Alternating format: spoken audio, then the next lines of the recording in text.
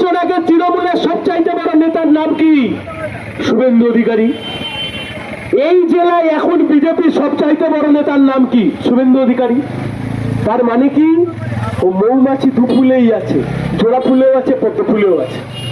আপনাদেরকে জিজ্ঞাসা করছি, আপনাদের কাছে জানতে চাইছি, এই যে ময়না বিধানসভায় বাচ্চা গজিনা একের পর এক অঞ্চলে সিপিআইএম এর ওপরে এই যে মারধর হলো, এই যে মারপিট করলো, মিথ্যা মামলা দিল, জলে বিষ দিয়ে দিল, আমাদের কমরেডদেরকে বাড়ি ছাড়া করলো সিপিআইএম করতে বলে, তৃণমূল যখন এই কাজ করেছিল কার নেতৃত্বে এই কাজ হতো দাদা? নেতৃত্বে যিনি ছিলেন তার নাম শুভেন্দু অধিকারী। তার মানে যে মারলো শুভেন্দু, সে এখন বিজেপিতে গিয়ে বসে আছে, আর সেই শুভেন্দু বলছে এসো আমি তোমাকে বাঁচাবো। কে তৃণমূল আর কে বিজেপি? প্রশ্ন করবেন না আজকে? জানতে চাইবেন না? তিনজন বিজেপির এমএলএ, তিনজন, একজন দুজন না, তিনজন বিজেপির এমএলএ। এই যে 2021 সালে যে ভোট হলো, এই তিনজন বিজেপির এমএলএ ভোটে জিতেছিল। একজনের নাম কৃষ্ণ কল্যাণী, একজনের নাম মুকুটমণি, আর একজনের নাম বিশ্বজিৎ দাস। আবার বলছি, তিনজন বিজেপির এমএলএ। একজনের নাম কৃষ্ণ কল্যাণী, একজনের নাম মুকুটমণি, আর একজনের নাম বিশ্বজিৎ দাস। এরা কারা? এরা বিজেপির এমএলএ। তাহলে এদের নাম এখন কেন বলছি? এরা বিজেপির এমএলএ এখনো, কিন্তু এমপি হওয়ার জন্য এবার তৃণমূলের টিকিটে ভোটে দাঁড়িয়েছে। একবার ভাবুন, বিজেপির এমএলএ এখনো সে তৃণমূলের টিকিটে ভোটে দাঁড়িয়েছে। আর অন্যদিকে তৃণমূলের এমএলএ তাপস রায়, সে এবার কলকাতা উত্তর থেকে বিজেপির টিকিটে ভোটে দাঁড়িয়েছে।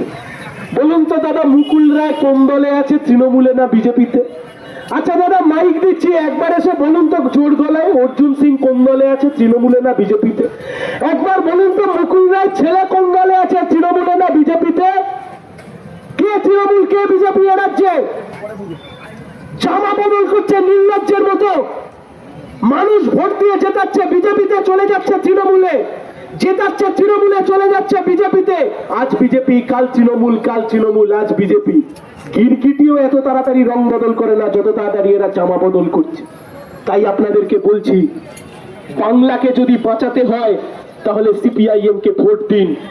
পশ্চিম বাংলায় তৃণমূলের চোর যারা চুরি করেছে, সব তৃণমূল চোর, আমি এটা বিশ্বাস করি না। কেন সব তৃণমূল চোর হতে যাবে? এই অঞ্চলের বুথে যে সাধারণ তৃণমূলের কর্মী, যে কাঁধে ঝান্ডা বয়, সে চোর নয়, সে চুরি করেনি। তাহলে সব তৃণমূল চোর, আমরা এটা বিশ্বাস করি না। তৃণমূলের যারা চোর তাদেরকে জেলের মধ্যে যেতে হবে।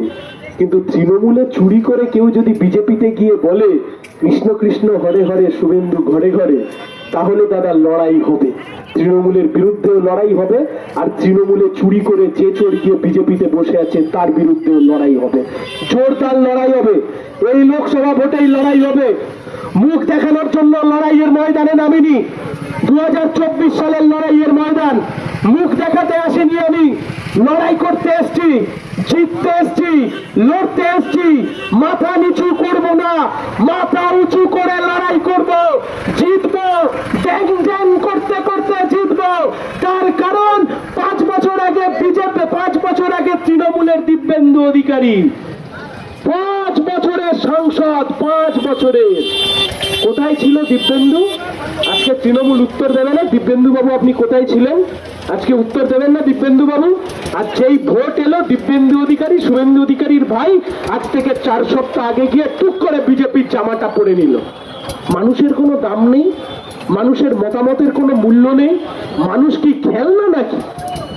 তাই আমরা বলছি, শুনুন, কোথায় যাবে বাংলার ছেলেমেয়েরা? শিল্প কই, কলকারখানা কই, চাকরি কই? কেন শিল্প আনতে পারলো না? কেন কলকারখানা করতে পারলো না? এ প্রশ্নের উত্তরটা দিতে হবে। শুভেন্দু বাবু আজকে নন্দীগ্রাম থেকে দাঁড়িয়ে বলেছেন, বিজেপির যে বা যারা জেল খাটছে তারা যেদিন জেল থেকে বেরোবে আর বিজেপি যদি সরকার তৈরি করে, তাদেরকে সংগ্রামী ভাতা দেবে। মলোজা কি আর বলবো।